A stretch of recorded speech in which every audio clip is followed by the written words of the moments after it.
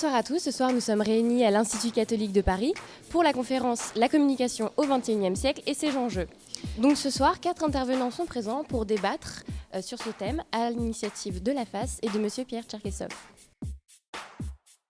La communication très souvent est donc cet objet qui peut nous attirer, qui peut aussi des fois nous mettre à distance car on ne sait pas toujours l'utiliser. Et c'est pour ça, je pense que la thématique de la conférence de ce soir est évidemment pertinente, mais va nous amener après à poursuivre la réflexion dans d'autres lieux. Je vous remercie. À mon tour, je suis très heureux de vous accueillir ici aujourd'hui dans cet amphithéâtre René Raymond et je vous remercie d'être venus si nombreux pour participer à cette conférence. La communication au XXIe siècle est-elle un enjeu stratégique ? La communication connaît un tournant. Le contexte a évidemment son importance puisqu'à l'heure du numérique, des nouvelles technologies et de la place grandissante des réseaux sociaux, les enjeux ne sont plus les mêmes et les informations ne circulent plus à la même vitesse. Il devient donc nécessaire pour les institutions, les entreprises et l'ensemble des organisations de mettre en place une stratégie de communication durable.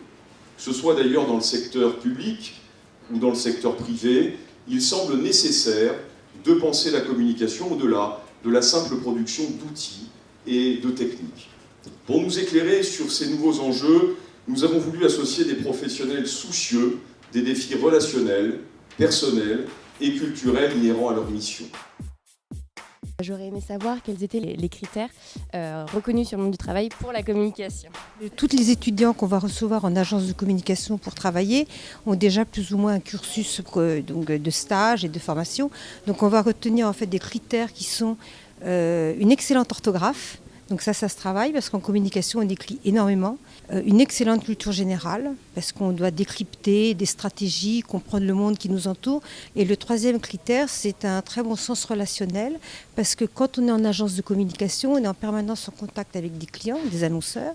Et donc il faut pouvoir gérer les situations, comme vous dites. La communication aujourd'hui, elle est omniprésente. Elle l'était moins autrefois. Aujourd'hui, le citoyen a besoin de transparence, donc il a besoin de savoir. Aujourd'hui, les outils sont là pour qu'il puisse effectivement savoir. La difficulté, sans doute aujourd'hui, c'est qu'il a du mal probablement à s'y retrouver un peu, parce que la multiplicité des moyens de communication, c'est formidable. En même temps, repérer ce qui est important pour moi aujourd'hui sur tel ou tel sujet, ça demande un travail. Donc c'est ça la difficulté aujourd'hui. L'autre difficulté, c'est que c'est des métiers qui changent très vite, tout le temps, et qui vont changer encore beaucoup dans ce XXIe siècle. Pourquoi et comment la communication est devenue un enjeu stratégique et prépondérant dans la politique de nos jours ? C'est pas nouveau. D'ailleurs, les politiques ont compris bien avant tout le monde la place de la communication. Tu connais les premiers spin doctors de François Mitterrand. On a dans les cabinets ministériels la place d'un conseiller en communication est souvent aussi importante qu'un directeur de cabinet ou qu'un chef de cabinet. Et vous, dans votre travail de tous les jours, comment avez-vous mis en place et comment utilisez-vous ces nouveaux médias, ces nouvelles techniques de communication ? Écoute, alors moi pour l'instant, peut-être que j'ai tort, mais j'ai l'impression que effectivement ce sont des nouveaux médias. Que donc du coup, oui, il faut s'y adapter, mais il n'empêche que je crois toujours, peut-être que je suis un peu réactionnaire, que si on n'a pas de contenu, si on n'a pas une production intellectuelle, un fond, en fait, peu importe ce qu'on dira dans ces nouveaux médias, ça n'aura pas plus d'impact qu'ailleurs, et que finalement c'est plus le contenu qui compte que le support. Comment avez-vous intégré les nouveaux moyens de communication ? Alors en fait nous intégrons dans la partie communication financière de l'entreprise dont je m'occupe TF1, nous l'intégrons un site internet qui est le reflet et le miroir de tout ce que nous publions. Donc la diffusion électronique d'informations financières est considérée comme un des moyens de diffusion vastes autorisés par l'AMF pour transmettre nos messages.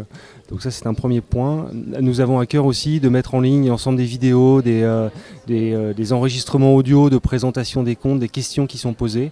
Nous allons tenir une petite réunion investisseurs dans les semaines qui viennent. Elle sera retransmise en direct et en live sur internet. Donc c'est un point qui est très important pour nous, simultanéité de diffusion très large de l'information. Et par ailleurs, la partie plus communication corporate de l'entreprise est très friande de Twitter ou de ces réseaux instantanés de communication sur lesquels les audiences de la veille, les succès d'audience de TF1 sont décrits. Donc ils sont vraiment au cœur du dispositif. Merci monsieur, bonne fin de soirée. Merci beaucoup.